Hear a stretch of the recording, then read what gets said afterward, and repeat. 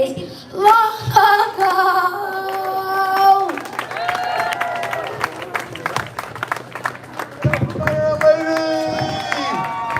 Tempe's very own dreidel man. Thank you, kids. That was great. Thank you. Okay, my friends.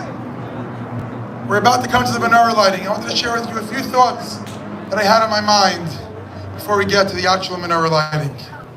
Tonight, as we're about to light the menorah right here in the 6th Street Park, and this menorah is actually going to be out the entire Hanukkah on Mill and 5th, and every night the next light's going to be kindled. We unite with millions of Jews and allies around the world who are marking the second night of the Festival of Lights.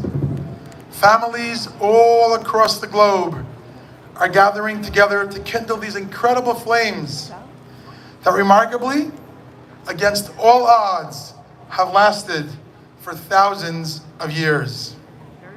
How privileged are we to be able to light a menorah publicly and proudly without worry or fear of discrimination, while many of our fellow Jews around the world can't do it as openly now as we are here tonight.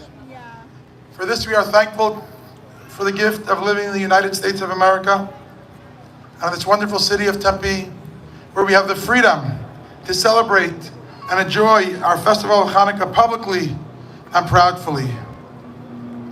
This, my friends, is the very same freedom won by the Maccabees at the time of Hanukkah thousands of years ago. What a year it has been.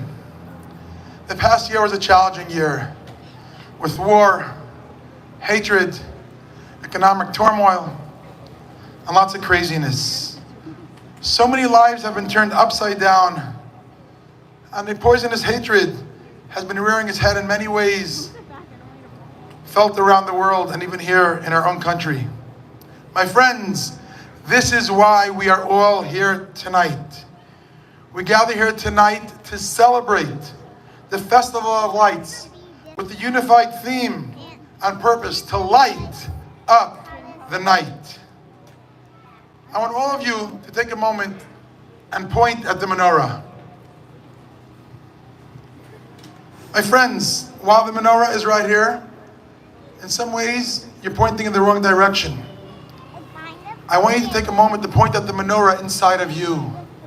Point at yourself. For you, each and every one of you are the greatest source of light to the people around you. The menorah gives light, but the menorah is going to stay here. Tonight, as we leave the menorah lighting, we have to take the light that's within us and share it with others.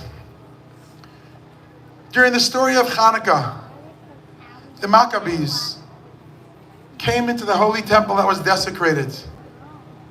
And they had to find oil to be able to light the menorah, to kindle the lights. But there was no pure olive oil. And they looked and looked and looked.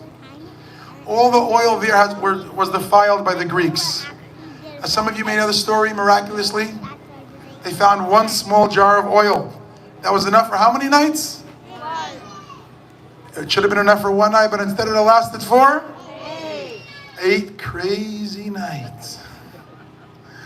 My friends, this one flask of oil represents the light deep within you, that while it may sometimes seem so small, it lasted not just for 8 days, but for over 2,000 years.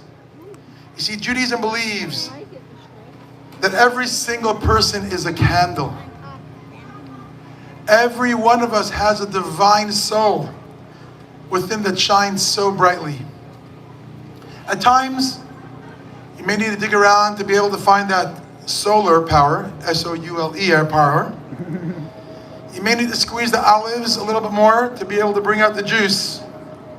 But the Hanukkah story reminds us that when you have just a little oil, a little light, you're able to light up the night.